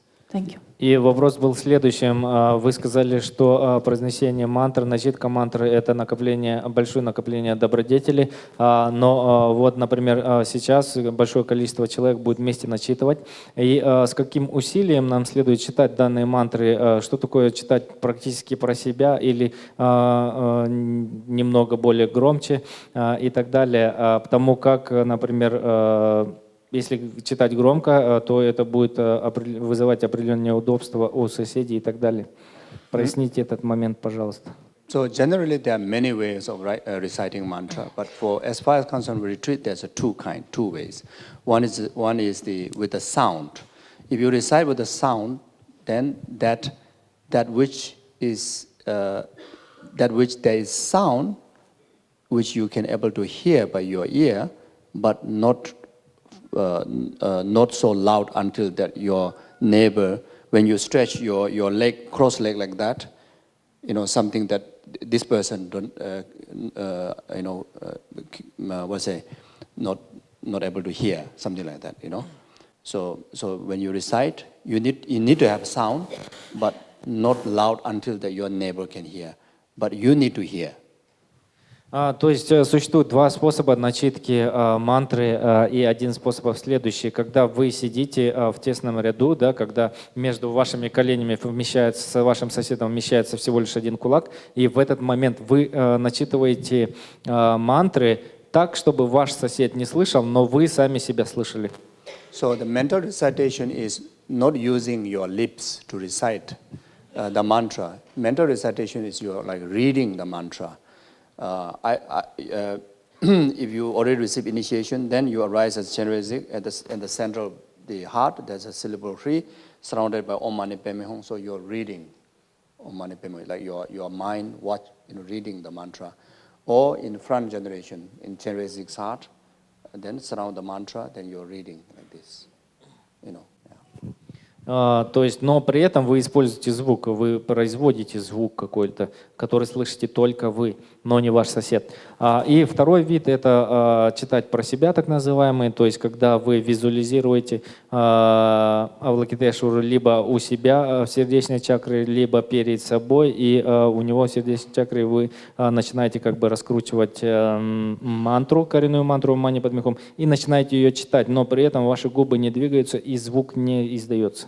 So merit is same, but training to your mind, differs. If you do the mental recitation, it requires more concentration. И здесь как бы количество накапливаемой добродетели одинаково, но разница существует в тренировке вашего сознания, потому как когда вы беззвучно произносите мантры, требуется гораздо больше концентрации. So during the retreat, we will, recite loudly for a few rounds. Then after that, then we go into silent.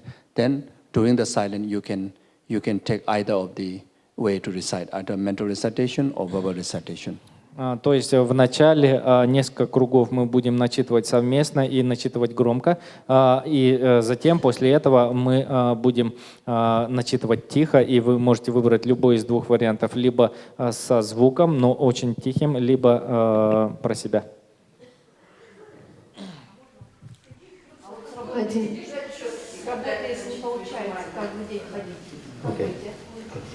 С работы не получается, приходится через 2 дня ходить. Я завтра могу только ходить, а потом не получается каждый день. Тогда это лучше не начинать или как? 10 минут в день есть? 10 минут в день есть? Ну, в обеденный перерыв можно, да. Вечер? Вечер.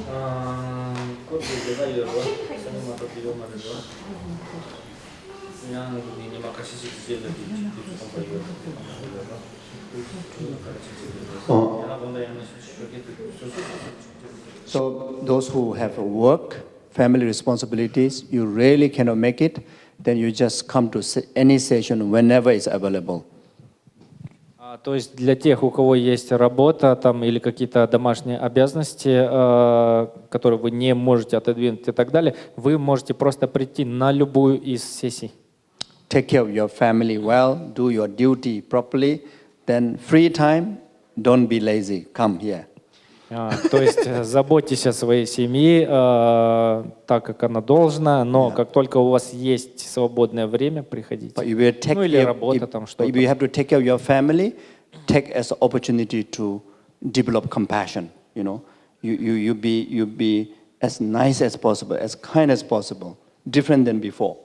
То есть, когда вы будете во время ретрита, например, в течение всего периода времени там находиться дома или на работе, да, то есть заниматься своими делами, старайтесь быть гораздо более добрым, нежели ранее. your family say, how come you become so nice compared to before? You say, I'm in generous retreat. Money retreat. Go there all Yeah. the time. If you want to be happy like me, kind like me, go to the retreat. И тогда ваши домашние или на работе вас спросят: о, что с тобой случилось? Ты такая добренькая стала. Вы скажете: да, конечно, я же посещаю ретрит. И тогда, может быть, у них возникнет желание сюда прийти. Можно еще один вопрос в продолжении начитывания мантр? Он такой технический, но я думаю, волнует многих из нас. Когда мы будем сидеть на своем месте и начитывать мантры, возможно, захотим чихнуть, кашлянуть. Иногда, может быть, кто-то захочет выйти вдруг. Есть ли какие-то четкие правила сейчас при начитывании? И будет ли считаться, например, если мы произвели это действие где-то на середине мало, то есть зачитываются ли те мантры, которые мы начинали, либо сбрасывается вся мало, и мы начинаем заново подсчет мантр? И еще забыла сказать про воду. Можно ли иногда пить воду, когда мы начитываем мантры? Usually, if you do daily yoga retreats, yes, it's very, very strict. You cannot interrupt in between. But this is, we are doing in a big group and quite loose. So therefore, at least you come to the completion of the whole mala, then go. I think you can hold on at least 5-10 beats, no problem, I think, isn't it? Even how rush to the toilet. Achu, then what to do? You cannot control. So achu, okay. So no problem, don't worry. Oh. Yeah, if achu, yes, achu, then go back to count from the beginning.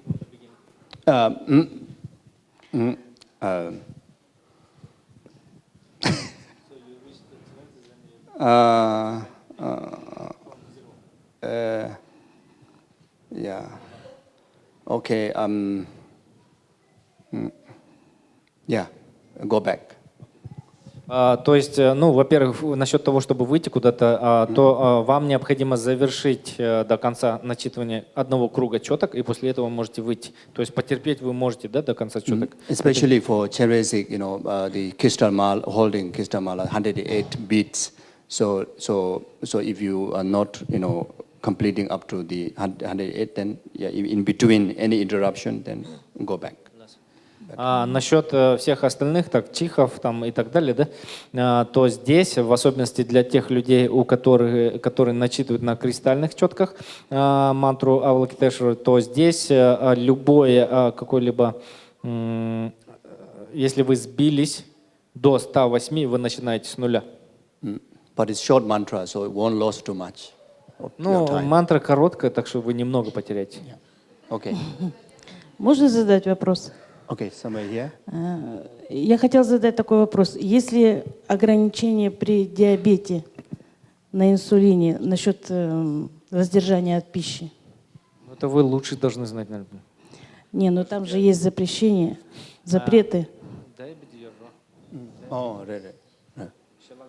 Oh, so diabetes, you follow your diet, no worries. То есть вы должны следовать своей диете. Anyone has a health issue, take medicine on time, take the food that you're supposed to take. Buddha have given all the care, permission to, as far as concerned with any sick people. То есть для тех людей, которые больны какими-то заболеваниями, для которых есть особая диета и так далее, вам необходимо следовать своей диете, потому что об этом говорил Будда. Он дал полные полномочия, разрешение употреблять то, что помогает вашему поддержанию вашего здоровья. Yeah. The strictness of a retreat also very much depend on individual. How strict you want to do. Also individual. Especially in such a big group, you decide how strict you want to do. То есть на самом деле, насколько жестким должен быть ретрит, каждый из вас должен решать самостоятельно, в особенности в такой большой группе, например.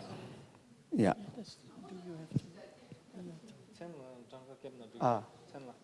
Sela, do it. Send the name by the 24 hours actually. 24 часа можно читать. Yeah. Especially this time, that retreat is, Rinpoche say, main focus on practice, cultivation of compassion, cultivation of meritorious deeds. So, main focus is 24 hours, try your best to spend within the mandala of Chenrezig. То есть, как говорится, в течение 24 часов во время ретрита вы должны как бы культивировать в себе любовь, сострадание, вот подобные положительные эмоции и как можно больше находиться в мандале Авалокитешвары. As I mentioned before, how utilize body, speech and mind. That's what I mean. Be within the mandala of Chenrezig. То есть, как я и говорил ранее, что с помощью тела, речи и ума как можно дольше пребывать в мандале Авалокитешвар. Okay, here. У меня есть вопрос по поводу молчания. Насколько я понимаю, у нас нет возможности соблюдать молчание, потому что люди уходят домой, но, может быть, частично как-то в течение дня или, допустим, в гомпе соблюдать молчание. Already. So during the session, no talking. Yeah, during the session, silent. No talking. Beside chantings, no talking. And after the session, try your best to occupy, as mentioned before, occupy your mouth with the Om Mani Padme Hum. Unless you need to emergency, unless you need to talk, need help, then okay.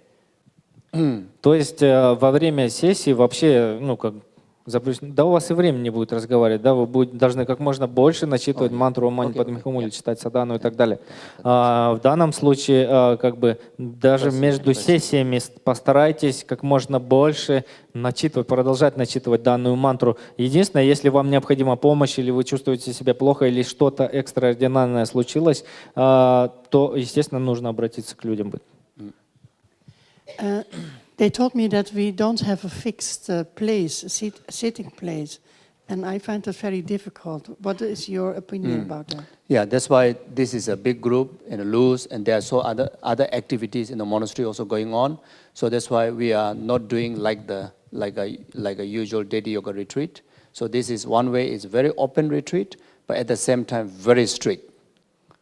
And make sure be within the Chenrezig mandala. Your mouth occupied with Om Mani Padme Hum, your thought occupied with the oneness with Chenrezig.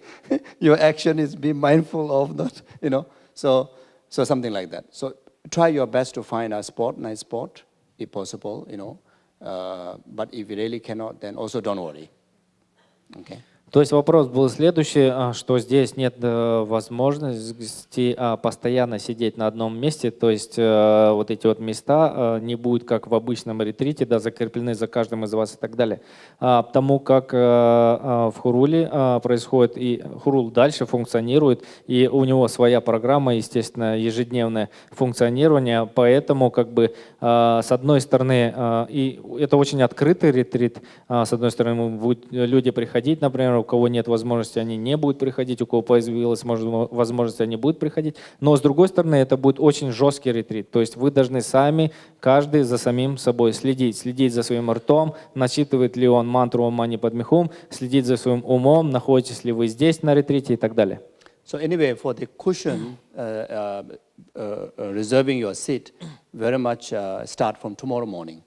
So maybe from tomorrow morning onward, then maybe your sitting will be permanent until to the last day. So tomorrow morning, when you come for the Guru Puja, then you allocate your own sittings. И более того, специально для вас, господа ретритчики, завтрашнего дня будет огорожена центральная часть молельного зала, и там вы можете поставить траву кушу и поставить на нее свой ден, да, то есть подушечку для сидения. То есть, может быть, с завтрашнего дня будет возможность не двигать их. Okay? Is that okay? Is that happy? Okay? Okay. Здравствуйте. Я желаю вам просветления на благо всех нас. У меня такой вопрос. При организации домашнего ретрита что такое сосуд победы на 8-лепестковом лотосе? Можно ли его каким-либо образом заменить, если такового нет? И 3 ряда чашечек — это обязательно или 2 можно ограничиться? Chobasumde, you can have the thoma if you can make normal thoma, good. If not, you can arrange biscuits or fruit is very good. But if you want to arrange biscuit, then something that which is free from black foods. То есть насчет вот этого трехчастного подношения, так называемого, то здесь вы можете использовать, например, фрукты, а также какую-то выпечку, там, ну, например, как они называются, печенье там и так далее. Но смотрите внимательно, чтобы там не было таких запрещенных ингредиентов. Okay. У меня такой вопрос. Если будет какой-то совет по тому, как, куда же нам положить все-таки книги?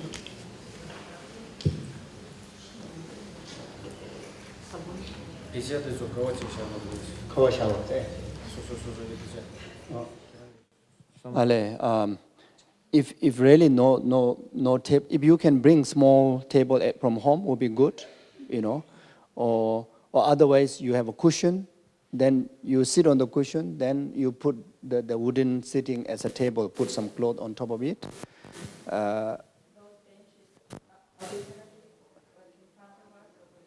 Because usually I heard here, the benches are actually is the seat. Yep.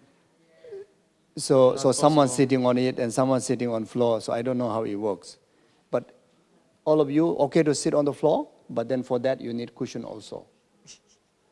So I think a bit difficult to make one, you know. Ну, то есть здесь проявите выдумку, да, смекалку, да, можно так сказать. Потому как будет хорошо, если каждый из вас небольшой столик какой-то с собой принесет, на который будете раскладывать свои вещи, тексты и так далее, да, например. Потому как те скамейки, которые сейчас используются в качестве столиков, ну, на самом деле не очень хорошо, потому что обычно их используют как сиденье, и на них сидят, и на них уже сидело очень много людей, и вы туда будете ставить свои тексты, это не вполне нормально. Maybe box, then либо какую-нибудь коробочку можете найти, да, и поставить эту коробочку, и на нее уже, например. Otherwise, if nothing, then you can put your bag. Затем у вас есть сумки, вы можете поставить сумку и на нее поставить свой текст. Ну, Or otherwise you put on your lap because you have something cover. You have your cloth wearing. Далее, например, вы будете сидеть, если в полулотосе вы сидите и так далее, скрестив ноги, то обычно вы приносите с собой палантин или что-то еще, или кофту, например, вы можете постелить на колени и поставить текст. Геше-ла. Геше-ла, я здесь. Добрый вечер. У меня такой вопрос. Ринпоче вчера попросил исследовать сегодня свои сны в определенный период времени. И у меня вопрос, зачем это нужно, для чего, и к кому обратиться за толкованием, не очень понятно. К кому из ла можно обратиться за этим и когда это нужно сделать.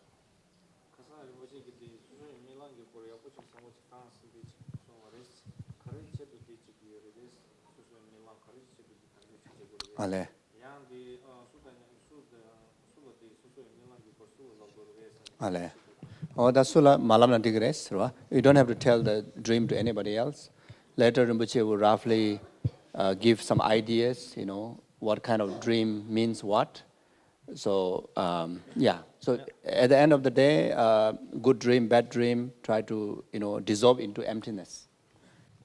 И здесь все свои сны держите при себе, не нужно никому говорить про ваши сны, и Ринпоче даст в общих чертах примерное, как сказать, объяснение снов, которые вы видели, например. И здесь, без разницы, какой хороший или плохой сон вы увидели, в конечном итоге она растворяется в пустотности. Okay. Over there one. Oh, you first, then we'll come. Вопрос такой. Можно ли проводить расширенную садхану, если нет реализации шамадхи и нет умения растворять свой грубый ум в пустоте?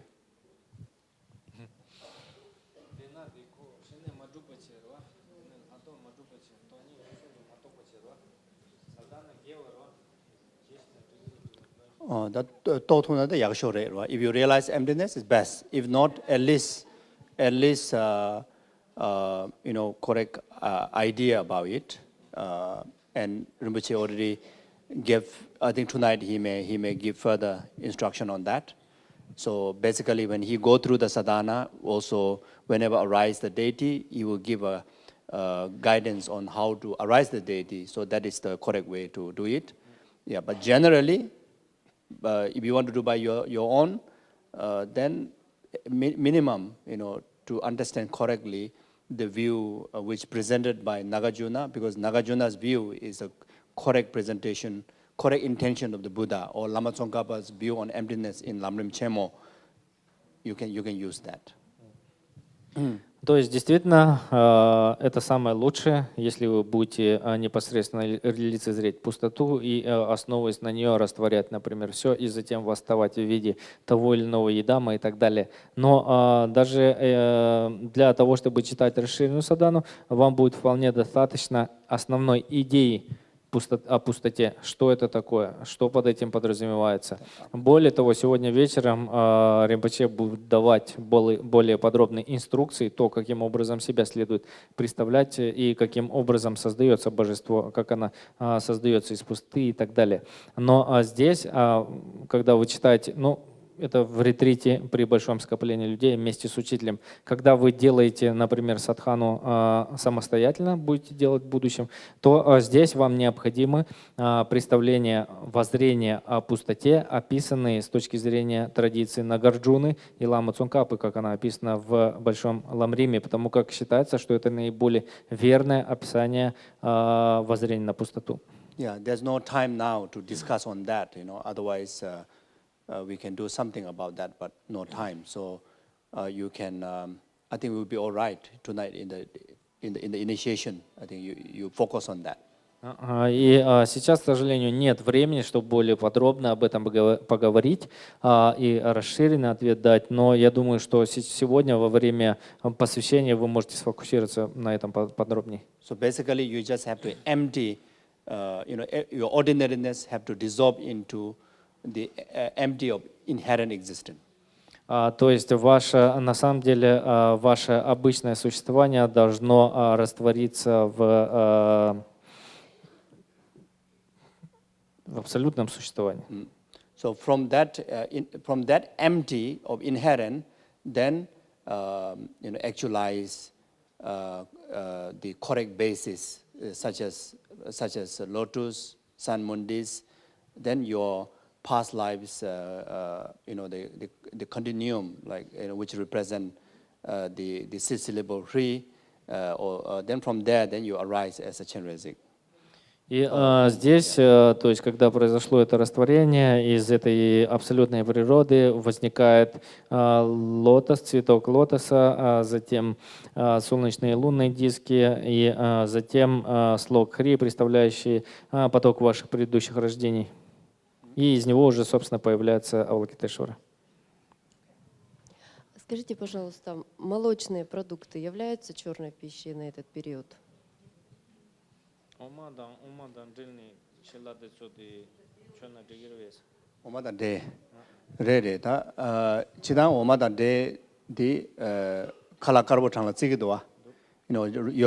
Yogurt, white milk, they all regard as a white food.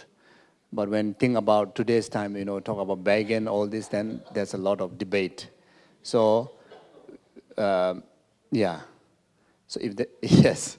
So it's a bit difficult answer how to answer. I don't know.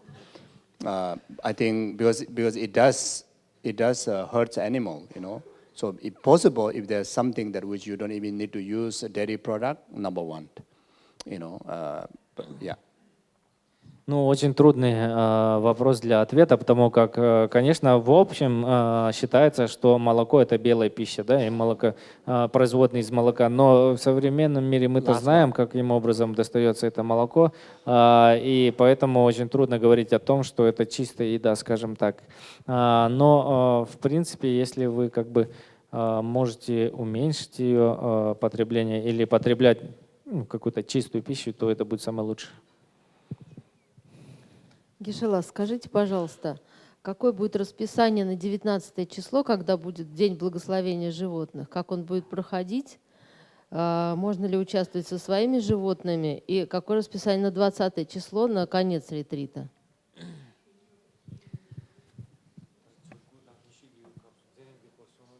Oh, not completely finalized yet. The last 2 days. I think within when it's finalized, we'll announce. We will announce. То есть еще не совсем уточнено расписание последних 2 дней. Most likely on the 20th, we may go to Lagan to have a ceremony, practice prayers at the big Maitreya Buddha there. Потому как еще не совсем понятно насчет 19 и 20 числа, каким образом это все будет распланировано. Может быть, еще раз, может быть, или, скорее всего, мы поедем в Лагань, там проводить церемонию возле вновь открытой статуи Будды Майтреи. Yeah, so Rinpoche may teach and Rinpoche may all of us to do some Maitreya practice. So, but how you're going to organize, I think the manager will be the right person to tell you what to do.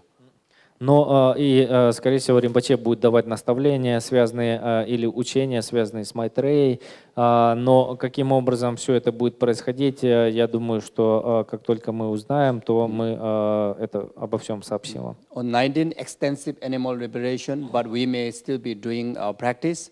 But then evening, most likely, will be the conclusion ceremony. Most likely on 19.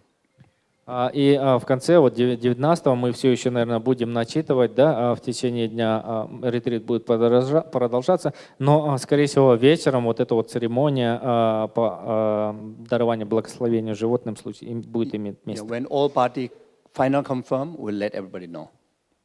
Но, то есть, когда вся полностью программа будет 100% проработана и утверждена, мы вам всем объявим. So I think I have to stop here because Rinpoche's session will be soon. And I was asked to give some talk on refuge, but I couldn't do. But anyway, if it's concerned with taking refuge, then tonight during the initiation, before you have Buddhist vow, refuge vows are already there, so you can take during that time. И, к сожалению, мы на этом вынуждены завершить, потому что скоро начнутся учения ламы Сопы Ринпоче. И меня также попросили объяснить по поводу прибежища сегодня, но у нас нету, к сожалению, времени. Я думаю, что сегодня, в тот момент, когда будет даваться обеты бодхисаттв, вы все и получите перед этим обеты прибежища. Yeah. So then, when Rinpoche comes to the teaching, or when he leave, everybody, every day, we chant the Mingme Tseve louder than before. Okay? То есть Full force. Каждый день, когда Ринпоче будет приезжать сюда или уезжать с Хурула, необходимо читать мантру Мигзим. It's already very beautiful, wonderful, but expressed from depth of your heart, И громче, чем обычно. И старайтесь читать ее прям от всей души. Yeah. Thank you. Спасибо большое. Thank you. Be happy. Have Будьте a nice счастливы. retreat. Всем хорошего ретрита.